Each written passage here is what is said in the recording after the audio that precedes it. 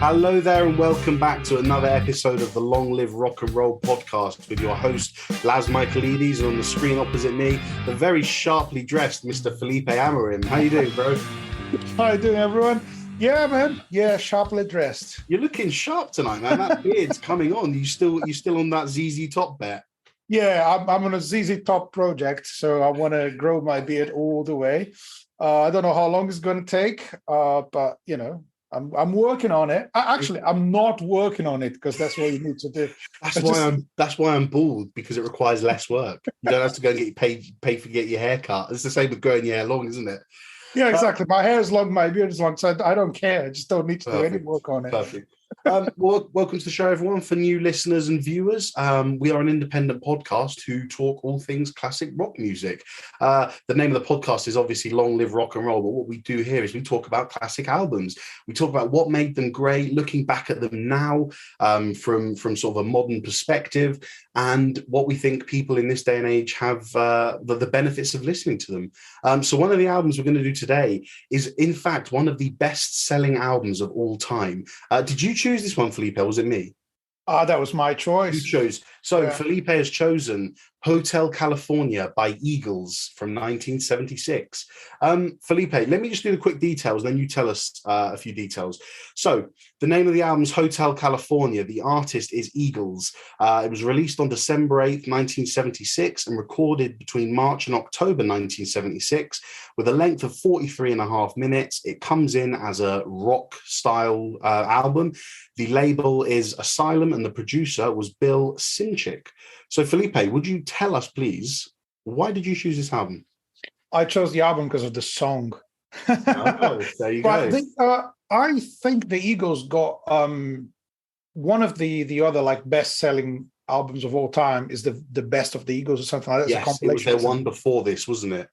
Well, no, I think it's a compilation. I think it's after this. Yeah, but okay. I thought it was the compilation of the albums before this one. I could be wrong. Oh, it could be. It could be. I actually don't know. Yeah. But I know the compilation is the best selling. This one as well. So I knew like the hits, like songs like "Take It Easy" and "Hotel California." But I love "Take It Easy." It's lovely. Yeah. Cool. But as we do albums, we don't do compilations, and we don't. Sometimes we talk about bands and the whole career, but that's really hard to approach in one episode. So I thought about picking one album, and this is probably the most iconic of their albums. One, because the song is one of the biggest rock and roll like hits of all time. And the album cover is just simply beautiful as well. So I think all the classic rock albums, or most of them, have iconic covers, isn't it? Like The Dark Side of the Moon, you know, like Led Zeppelin 4, all those classic albums that we like. And the album cover is something that it's always in my head, and this one is quite remarkable as well. And I think the song, the title song, is what led me to choose this album. And I wasn't familiar with the whole album. Okay. I'm not even that familiar with the Eagles. And the one thing I really like about them as a drummer is like the main singer in the band is a drummer, isn't it? So yeah, it reminds you of the band, doesn't it? Yeah, it does. Yeah. I've got a few things to say about the band in relation to this because they remind me of it. It's just, I love how, especially in this album, we've got different. I don't want to say different vocalists on each track, but each of the band members takes a turn at being lead vocalist on this album. Yes. Again, that was very similar to the band. For anyone who's not familiar with the band, we are talking about a band called The Band. We did an episode on them. I think it was episode 21 or 20, but go and check that out. They were an Americana band from the late 60s who basically they had 4 different lead vocalists, and there was not one set lead vocalist. Now, as you said, the main lead vocalist in Eagles is Don Henley because he was the drummer, but they all took a turn, you know. Glenn Frey took the lead vocals on the second song. And it's just interesting, isn't it? How it's quite an Americana country thing, isn't it? Where we share the vocals. Yeah, and it's cool because like everyone in the band is an instrumentalist and everyone's a singer. Yeah. Although I have something to say about it, I think, Don Henley, isn't it, the drummer, he's such a great singer. I'll dare to say he's the American Phil Collins, right? Plays drums really well and sings to a really high level. Even reminds me of Phil Collins at some points. and is such a phenomenal singer. They and they actually some of the other band members, I don't remember which of the guitar players, said that he could sing anything. He could sing the phone book if he wanted to. So like any he would turn anything into music, and his ability to create melodies was so good, and his vocal technique was so good that I think the issue with them, in my view, is like he is, in my opinion, much better than the other guys as a singer, and that kind of stands out. Well, it's funny going back to the comparison with the band. The thing that was different with the band is that they all had such different voices, didn't they? You could tell which one was singing on which song. Whereas here, apart from the quality, as you said, they do all have different. They do all have similar tones and timbres, don't they? But Don Henley just has a bit more technique, doesn't it? Yes, and that, yeah, exactly, and the expression as well, the way, the way he articulates every word, and the way he puts passion into the performance as well as the technique, makes him such a phenomenal singer. And I think that's one of the main reasons for the Eagles' success. Despite the fact that people will always comment as well on the fact that he's a drummer who sings, which is a cool thing. It's not like the drummer being the band leader and the lead singer. Well, they still touring with a complete different lineup, and he might be the only original member. I'm not really sure, because they've played in Hyde Park last year, I guess. And a friend of mine even joked about it, saying like, "Oh yeah, there was a Eagles tribute band playing there." This is they changed the lineup so much. It's like, but without him, would be really hard to make the Eagles work. Yeah, I was just joking. I was going to say, funnily enough, that this Eagles tribute band, the original drummer from the Eagles, he's in it. I'm not sure if there's any other original members in the band. So. One thing, talking about lineup, Joe Walsh, the guitar player, one of the guitar players, joined the band for this album, and he sings one song at the end, I guess. He sings track 7, Pretty Maids All in a Row. And he actually he came into, as you said, for this album because he replaced the founding member Bernie Leadon. Now, what's interesting about this is that Bernie Leadon was very country heavy. He composed a lot of the songs, and he often went for that country rock style. And the band did. Let's do a little bit of history here, in terms of where the Eagles were. Do you know what? I get really, you know how OCD I am and how proper I am with calling things the right name. They are called Eagles. Their title is not the Eagles. Just Eagles. I just want to be like, you know where Eagles are, But anyway, I'll forget it for an episode. So where the Eagles were at this stage is that during this time in America in the mid-70s, they had this thing called the Bicentennial celebrations. And this was where they were just celebrating all of the things, American culture, American heritage. And this culminated with a 4th of July celebration in 1976. And after these years of this sort of celebration, Eagles found themselves obliged to write an album that celebrated, criticized, embraced, and challenged the American dream, the American culture, the American heritage. So, and I read an interview with one of them who said, let me see, I don't want to get it wrong. Maybe I haven't got it down. They said that this is a concept album, but not an American concept album in terms of Wild West and cowboys, but a more urban concept album of America. Oh, interesting. Yeah. Interesting. And several themes of the album include loss of innocence, the cost of naivety, the perils of fame and excess, the exploration of the dark underbelly of the American dream, idealism realized and thwarted, illusion versus reality, business versus art, corruption in politics, the fading of the 60s dream of peace, love, and understanding, all coming through. So this was really a reflection of America at the time. It's interesting because that's from an American point of view. We've analyzed albums by U2 and Supertramp, given their vision of what the American dream has become at the time. Good point.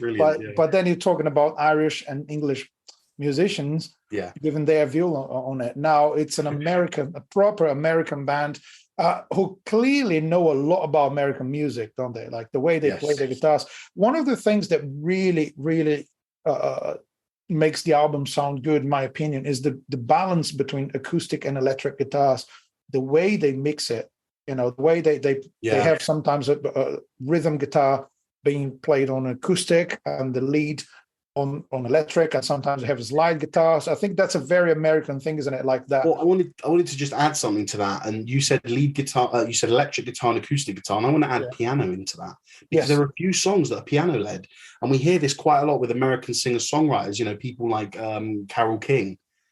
Yeah, you know, she was very piano heavy. James Taylor, he was very acoustic, guitar led, and I think what we're hearing here, even from that interview and the quotes I just gave, is a celebration of America coming through in this album. I know you normally do sort of a lyrical analysis. Have you looked into the lyrics of this album? Or? Yes, I did. I did check into that.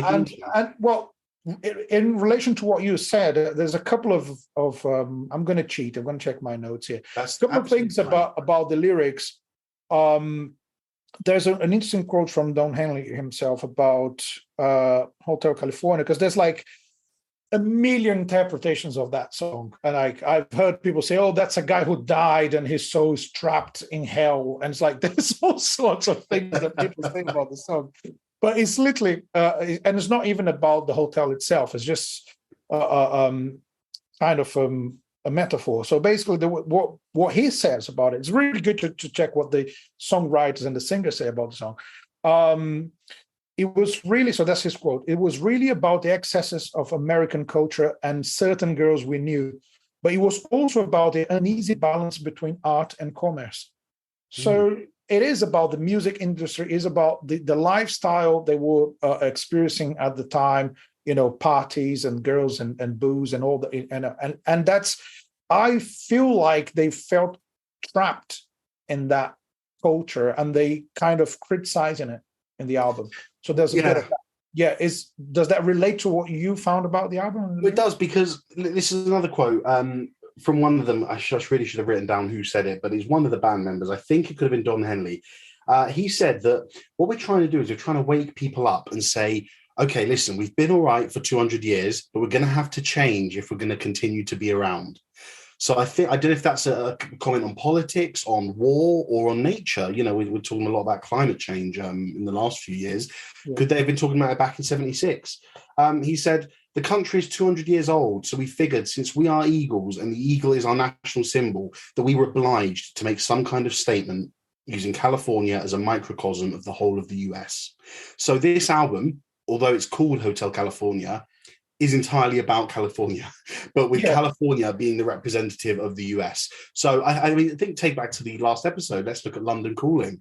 London Calling was probably the pin in the map of what the Clash were describing the whole UK as, using London as the example. And I wonder if Eagles have done the same and tried to describe the whole American situation, but using California as the base. I think California is like an exaggerated version of American culture, isn't it? It's like it's America, but louder. So I see California, like Florida. So there's another quote from Don Henley saying, "We were all middle class kids from the Midwest. Hotel California was our interpretation of the high life in Los Angeles." So clearly it's like how they saw the LA culture and the LA nightlife and everything the people were doing in that place as maybe an example of America is, or maybe as the from the perspective of Californians, maybe. Yes, exactly. Yeah. So that's even again about fame and fortune and the lifestyle. The second song, New Kid in Town, which when I first, I'll tell you this is I didn't know the song, I have to confess. Okay. When I listened to it, I was like in love with the song for the first time I listened to it, and it's such a beautiful song. But my interpretation of it was like, oh, it's a love song, or it's when you're the new kid in town and everyone's talking about you, but someone is going to come along and everyone's going to forget about you. But it's not only about relationships and love and other stuff. So Don Henley said it's about the fleeting, fickle nature of love and romance. It's also about the fleeting nature of fame, especially in the music business. So he said, look, we know we're red hot right now, but we also know that somebody's going to come along and replace us, both in music and in love. Wow, interesting. Yeah. I mean, something that, let's sticking on that song. I agree with you. I really love that song. It's probably my favorite on the album. Actually, do you know what? Let's get into the music of it, and I'm going to start it off with the Laz Unleashed. All right, do it. Here we go. Hotel California as a song is overrated. It's far from the best song on the album. There are at least 3 better, in my humble opinion. Oh, wow. That's really harsh. I'm going to leave the room now. Yeah, that's it. Well, disclaimer, I do not necessarily agree with any statements made by my co-host. Yeah, the views of Laz Michaelides are not representative of the whole Long Live Rock and Roll podcast administration team. Terms and conditions apply. But I tell you what, I think for me, it doesn't really go anywhere. You've got the solo at the end, which is fantastic. And I think the solo is brilliant. And I think that's actually its redeeming feature. If the solo wasn't there, I wonder if people would love it as much as they do, because the solo is iconic. But I don't think the solos are as good as Freebird. I don't think it's as good as Stairway to Heaven in terms of just guitar solos. And then if you're comparing guitar solos, well, for me, I've got to look at what comes before the guitar solos. And yes, I get it. You've got the bass and the drums doing their reggae thing, and the guitars with the unusual sound, sounding a bit Spanish, a bit flamenco-y. And overall, you've got quite a progressive sound there. And I do like what they were going for. But I like it. It's cool. It's a good song. But man, I'll just say it right now. New Kid in Town, Wasted Time, Try and Love Again, The Last Resort. I thought they were all much better songs. And songs that it's not even like, Try and Love Again. I didn't love the song, but as a song and the way it was written, the melody, I just thought, wow, just blew Hotel California out of the water. But as always with Laz Unleashed, that's just me. And it is iconically one of the most famous songs of all time. Why don't we kick off with that, the first song? Talk to us about it, man. Talk to us. You said you chose this album because of that song. What does this song mean to you? Well, this song means...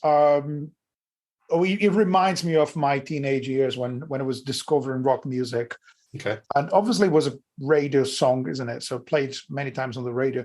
And I don't know about the UK, but back in Brazil, there's an acoustic version of it that played on the radio and on TV all the time. And it was more famous than the actual studio version of it. Than the Is that the one you sent me? Yes, I've sent you a link. Okay. Maybe put it on. Yeah.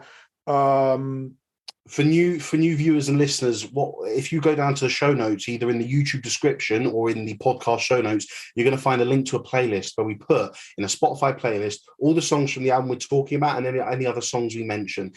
Down in those show notes will also be the YouTube link to the song that Felipe has just to the cover that Felipe has just mentioned. You guys might know it already because they use it in The Big Lebowski. When the Jesus, the bowler, when he's coming, when he gets introduced to us, they play this version of Hotel California. Yeah, that's I think it's the Gypsy Kings, isn't it? It's Gypsy Kings, that's it. Yeah. So we'll put the YouTube link in there. But sorry, Felipe, carry on, man. And it's such an interesting version. First thing when I first heard that one in Spanish and the movie was like, that's funny. But the first version of the song I've ever listened to was Eagles. I think it's kind of a reunion tour. They even do a joke at the beginning saying, "Oh, we never split up. We just took a 14-year vacation, so we're back now."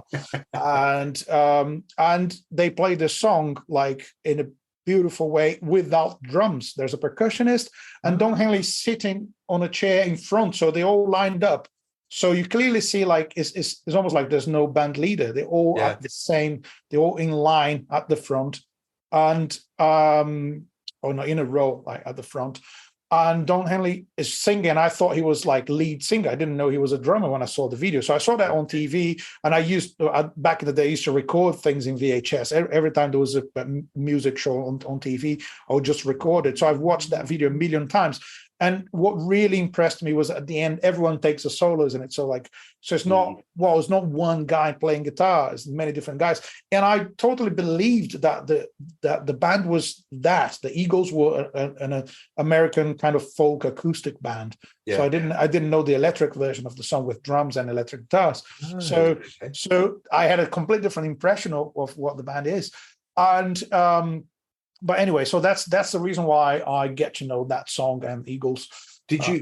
I said Eagles, not the Eagles. Yeah, well done. Right. When you heard the electric version, did you prefer it, or did you still prefer? I didn't. I don't know. I still prefer it without drums, which is funny for a drummer. Listen, if you listen after we're done recording, see if you can find the clip that you just said about all of them. Oh, it's the one. I think it's one of the links I sent you. Okay, yeah, you did send it to. Yeah, again, guys, that'll be in the show notes. So it'll be there. Yeah. So so you have all of them, like, and it shows that everyone.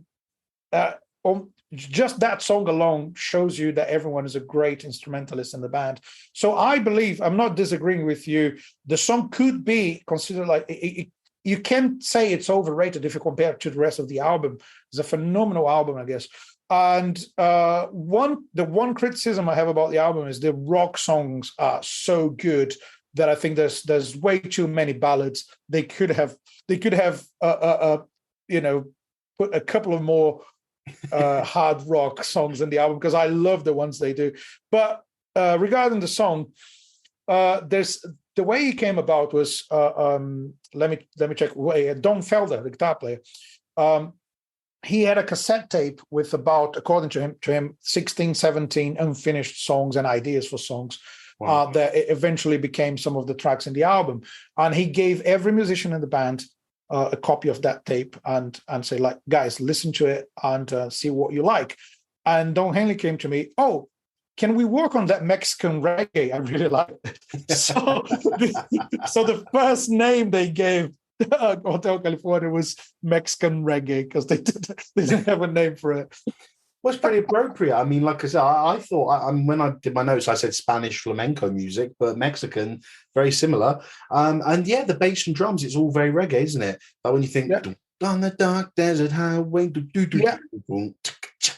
and there's some timbales fills instead of playing the toms for the fills. I don't know if he overdubbed it or it's part of his drum kit, but there's some timbales at some point, something like percussion. Typical Latin percussion. Brilliant. And there's one really short timbale fill, I think, just before one of the choruses. And those details, for me, is what they do best. Yeah. So like one percussion fill really short before the chorus, or one beat stop before something happens, or one extra layer of guitar right at the end of the song. They're really good with that in arrangements. Like so, so this song, what makes this song special is not a typical rock song for me. So it's long, it's got loads of solos at the end, which a clever thing, because their radio can cut it short if they want to. So that's so you deliver all the commercial side of it first, verse, chorus, verse, chorus, verse, chorus. Everyone can sing along. Everyone gets the idea of the story. At the end, everyone is playing their long solos, like until forever. And they have elements of reggae and Latin music. Super cool. The pop fans stop after 4 minutes. The rock fans carry on for 2 more minutes. Or maybe they start after 4 minutes. Exactly. So it is for me undoubtedly the one of the best opening tracks. Just like London Calling for the album London Calling that we talked about. So this is a great title song for an album and a great opening track. And I agree with you, definitely not the best. So maybe let's move on and talk about the other ones. Well, so, I mean, we already mentioned New Kid in Town, and I really, really enjoyed that. Probably my favorite on the album. I love the keyboards, because straight away you've gone from that original, what do I just want to say? The kind of naturalness of Hotel California with the guitars, the timbales, the drums, the vocals, the bass. And then sort of straight away we switched to a kind of more modern sound. I say modern, but I mean, modern for 1976. The keyboard intro straight away. It's just lovely, isn't it? Yeah. The song has a bit of a tango feel to it. And it actually reminded me of Randolph's Tango by Thin Lizzy. Oh, wow. Do you know what I mean? Can you just really nice vibe about it. I felt that Glenn Frey's lead vocals were beautiful as well, but it's kind of got a progressiveness to it as well, mixing with the country. Something that I'd expect to hear from, for example, Crosby, Stills, Nash and Young. Very country based, but just little progressive elements sneaking in every now and then. Yeah, I think you can hear that. You can hear mainly from the keyboards in this song, I guess. Yeah. And there is another element of if it feels to me like the song gets more intense towards the end. Yeah. You know, it's like they add more stuff, and the melody as well gets more tense in a certain way, because the story is coming to a kind of not so happy conclusion, isn't it? I think it's the way he sings it as well. Yeah, exactly. And that's the one thing about the vocals. All of them, they have passion in the vocals, and they actually delivering what the story needs. Yeah, regardless of technicality, isn't it? They all deliver it with so much passion. Yeah, and one thing that for me really relates to folk music in both those two songs that we're talking about so far is they are essentially storytelling. That's what it is. Mm-hmm. Yeah. Because one thing that just came to my mind is when I listen to Hotel California, I think about a guy getting to a hotel and listening to the people dancing and singing in the corridors. I can see the picture. I can see a movie. And this song, I was picturing this small town, and this kid was maybe in his 20s, hand in hand with the most beautiful girl in town, and everyone is talking about him. He's waving at people in the street, so it's like really popular. And he starts to worry about it, and it starts to get a bit darker. And it's like, and after a couple of days, you know, he's not the talk of the town, and not in a bad way, not in a good way. No one cares about him anymore because there's a new kid in town, and that's it. Yeah. So I really like the way you can visualize the songs as a movie. And it's fantastic. That's a great point. And do you know what? We owe some of that credit to the album cover, because you can just kind of picture the opening shot of a movie being like, you know, sunrise, 3 a.m. in California, the sun's just starting to come up over the sea, and you just get the picture of the top of this hotel with the palm trees, which is just so, but it is a fantastic photo, isn't it, for that album? It is. We're going to talk about it at the end. If you give me a couple of minutes at the end, we'll talk about it. Of course, yeah. Shall we move on to the tracks that you say you're preferring, which are the rocky ones, which I've got as Life in the Fast Lane and Victim of Love. These two sort of, for me, go hand in hand in the album of being these kind of funk rock songs of the album. Yeah, so I'll say that those two songs alongside New Kid in Town are my favorites in the album for sure. Okay, interesting. And Victim of Love is the 6th track in the album, or 7th? Yeah, 6th, yeah. Or 6th, yeah. And it's cool. One of the things that makes it rock and roll is where it was recorded live with only vocals being overdubbed. Oh, wow. And that's Don Henley doing vocals again, but Don Felder was supposed to be doing vocals, but the band didn't think was good enough.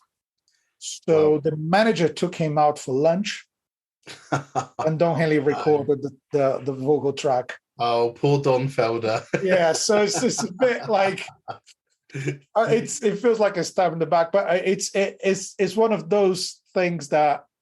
Those really difficult decisions that you have to make in the music.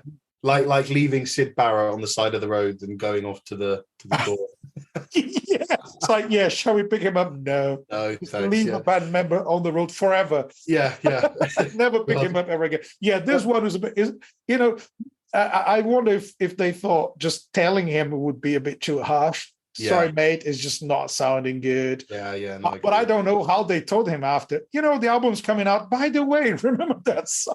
Or he listens to it with them and he goes, do you know what? I don't remember singing that note when I did that chorus. Yeah, but the fact it was recorded, the band actually recorded live, and I'm always advocating for this. I think modern rock music needs a little bit more of that. Yeah. Get in the studio, play together, rhythm, guitar, lead guitar, drums, and bass. Just play, start to finish, record a take, and keep it if it's good enough. And if there's a mistake or two, but the vibe is there and the feel is there, just keep it. So that's a great song in that sense. Well, and it's heavy and slow as well, isn't it? I was just going to say, I found it to be the heaviest song of the album, and the guitar solo led to that as well, because it was really heavy. Just the way it was played, excuse me. If you'd have taken the guitar solo and given different context behind it, it could almost be sort of hard rock, even verging on heavy metal. I thought that was a great song. Yeah, really, really, really heavy. Both of these songs, though, this one and Life in the Fast Lane, both have a funk vibe to it. Now, do you know, Life in the Fast Lane, when I first heard that song, I thought I was hearing another song by mistake. Can you guess what that song was? Oh, wait a minute. Well, yeah, because there's another riff that sounds like that. I've given a clue by saying a word already. Don't. No, I can't. So as soon as I heard this, I heard "Play That Funky Music" by Wild Cherry. Oh, yes. Can you hear the similarity?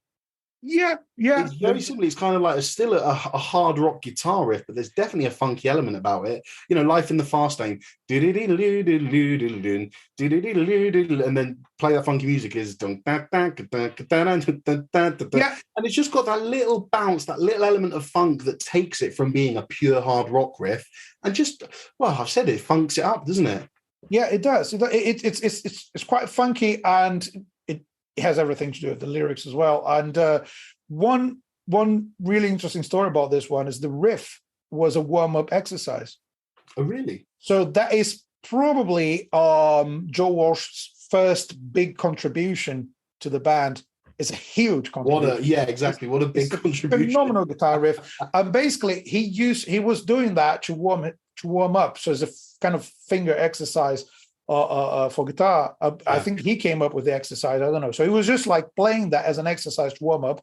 And the guys in the band say, wait a minute, that's pretty cool. Let's develop the whole idea into a song. Mm-hmm. And it became so, and it's a fast riff, isn't it? It's a really cool, and it's got everything to do with the lyrics, and it relates to that thing about LA lifestyle. Yeah, being cutthroat, really fast, really quick. Did you anything else? Did you want to say anything else about that song?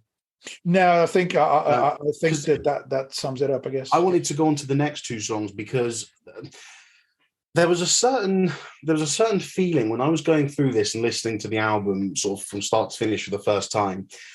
I was thinking, okay, all I've gotten so far is 3 songs, good songs, but they're all different. There's not really a combining anything that's tying the album together at the moment.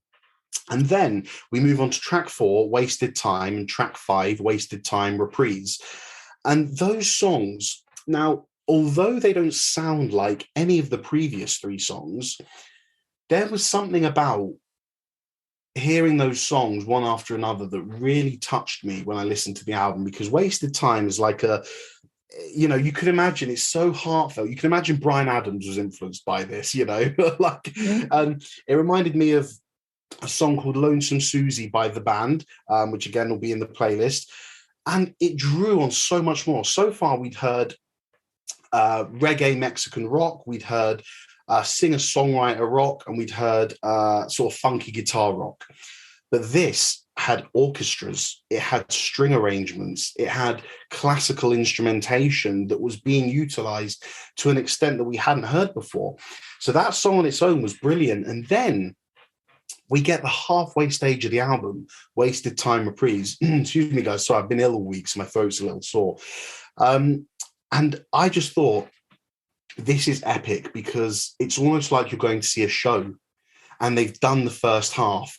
The curtain comes down, the band are going to take a break, the orchestra are going to play a little 1.5 minute song using the themes of the previous song. We're going to everyone take their seats, go and get a drink, curtain rises again, and we finish the album. And I just thought that was the moment for me, which made me think, yes, I'm going to take this album seriously. Not that I didn't before, but you know what I mean? It was just like, wow, this is a game changer.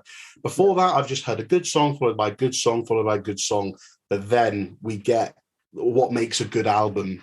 Yes, it does. You have the orchestral version of it as it's kind of starting again, isn't it? It's like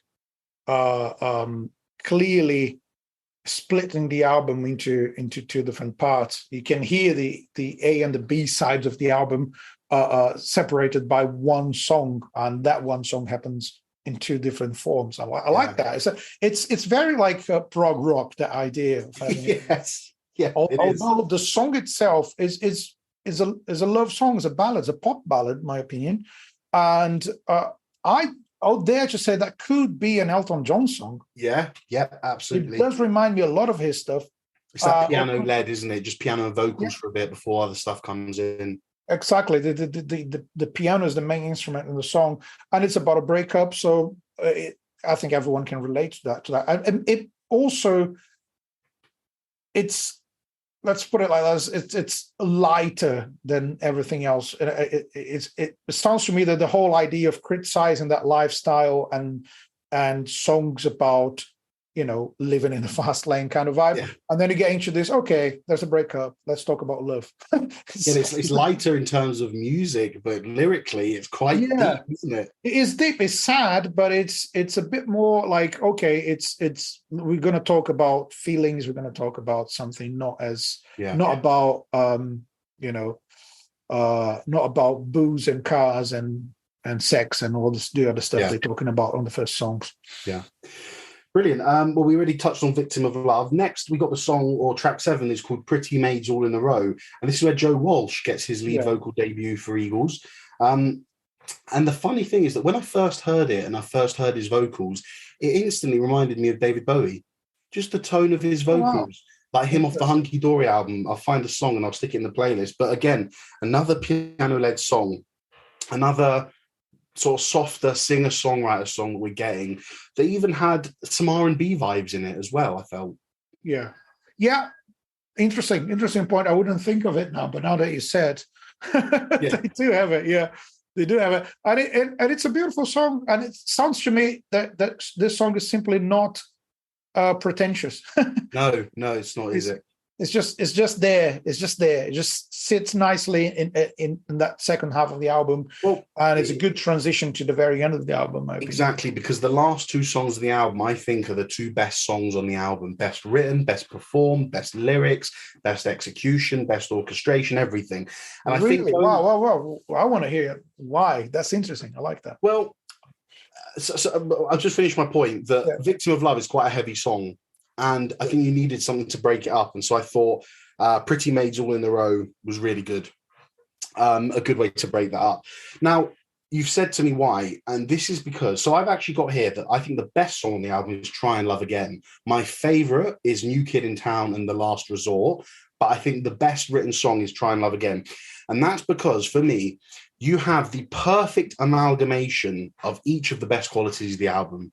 You've got the rock guitar solos. You've got the piano-led verses somewhere. You've got country chord progressions. You've got vocal harmonies. That's something we haven't even talked about yet. We've spoken about how good individually their voices are, but coming together, my God, they are another level. There's another YouTube video I've seen of them in the rehearsal room or a practice room before a gig, and they do like 3 or 4 bars of music where they're practicing their harmonies. My goodness, they are spot on. And I just feel that the last 2 songs encapsulate everything that is perfect about this album. Because like I said, we've got that odd Mexican reggae song. You've got 2 of the fast, funky rock songs in Victim of Love and Fast Lane. Then you've got some singer-songwriter songs, The New Kid in Town and Wasted Time and Pretty Maids All in a Row. And then they just bring it all together to close the album, taking the best parts of everything that we've loved in this album, bringing it together for a final 2 songs. And for me, the end of The Last Resort is just phenomenal because the orchestration, it's not just a simple violin in the back, sort of just plodding along, doing something to harmonize it. It's its own instrument. It's its own lead line. And it just, for me, I don't know, I can't describe it. I just feel I had such an epic... It leaves you with that feeling of, I want to listen to the whole thing again, doesn't it? Absolutely. Which is something that I think we got from most of the albums we were reviewing.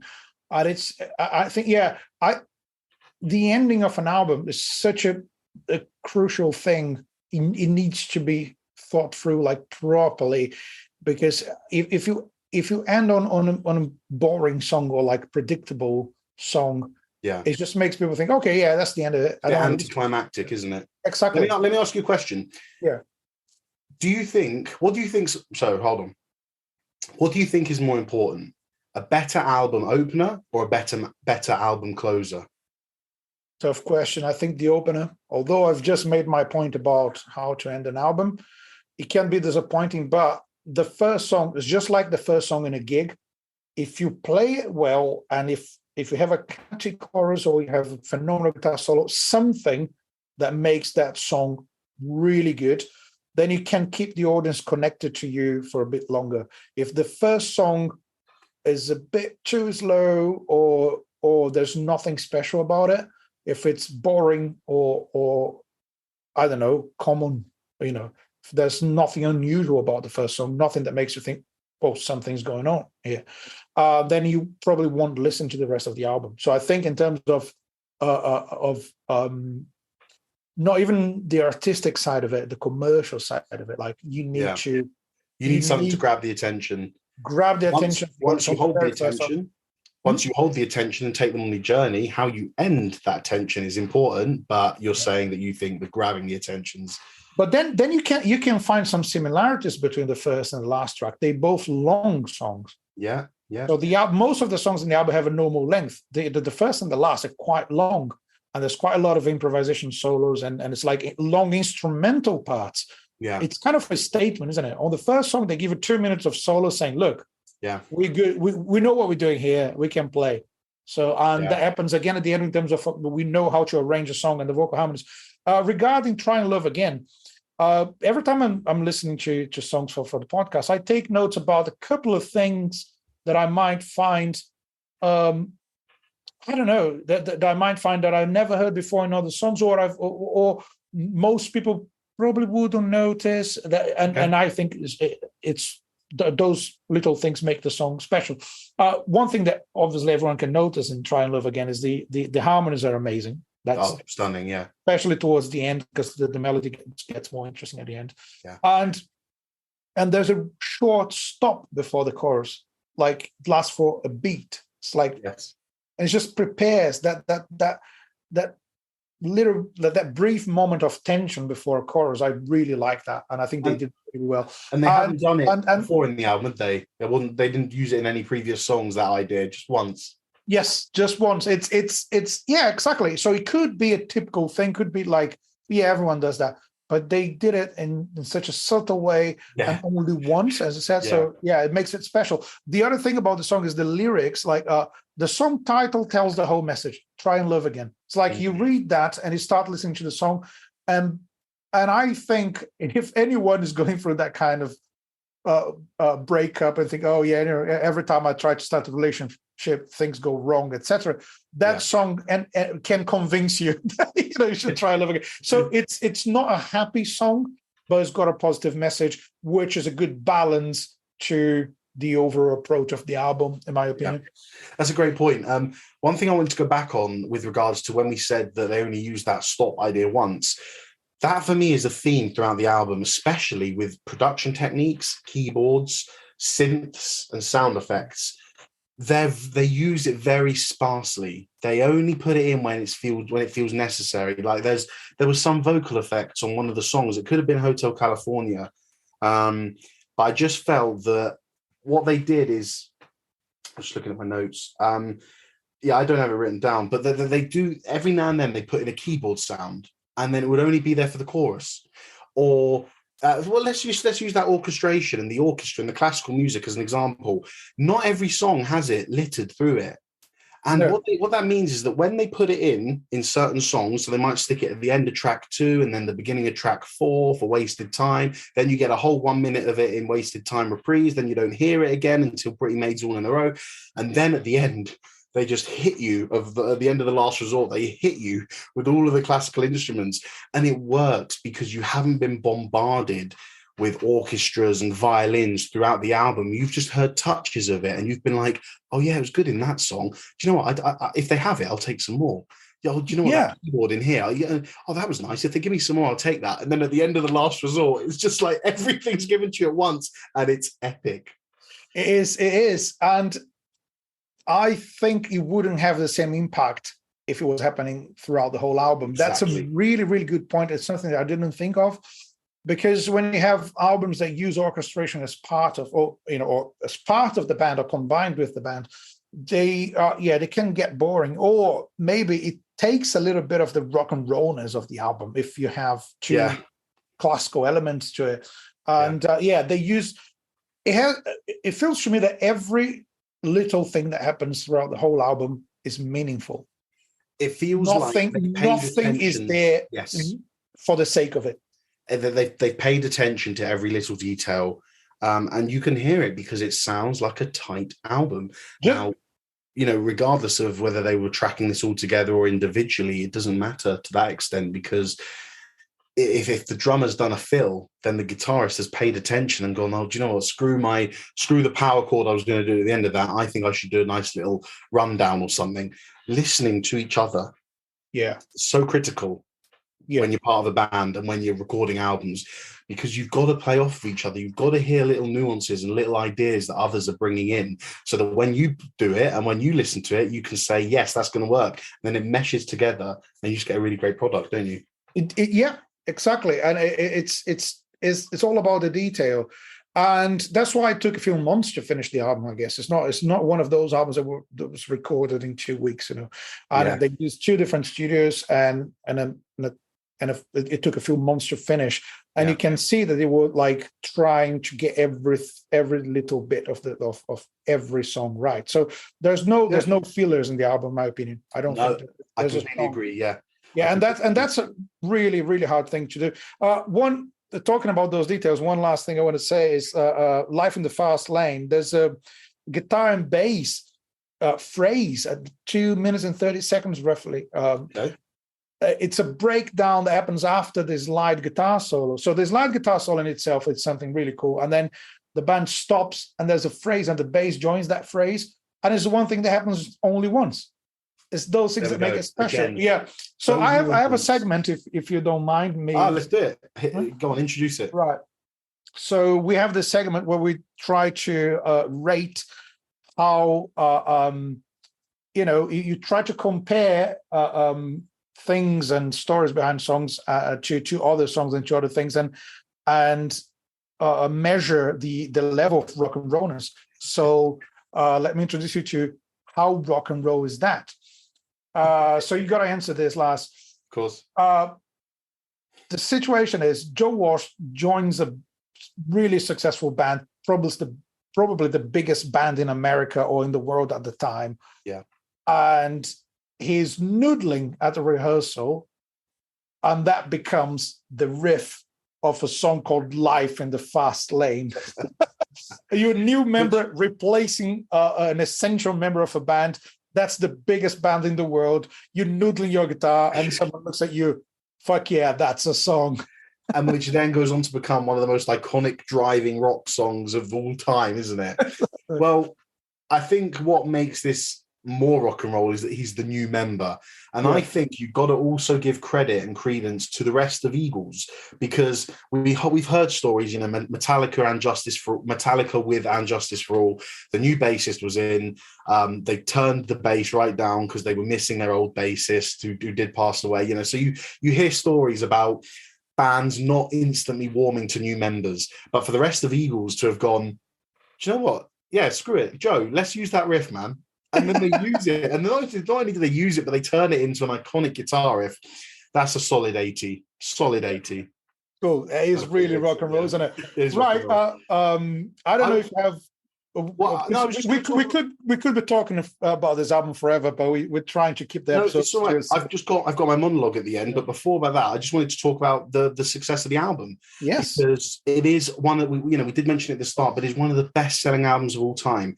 32 million units sold. Nominated for 5 Grammys. It won Song of the Year. It lost out on Album of the Year. Do you know what album it lost out to? No.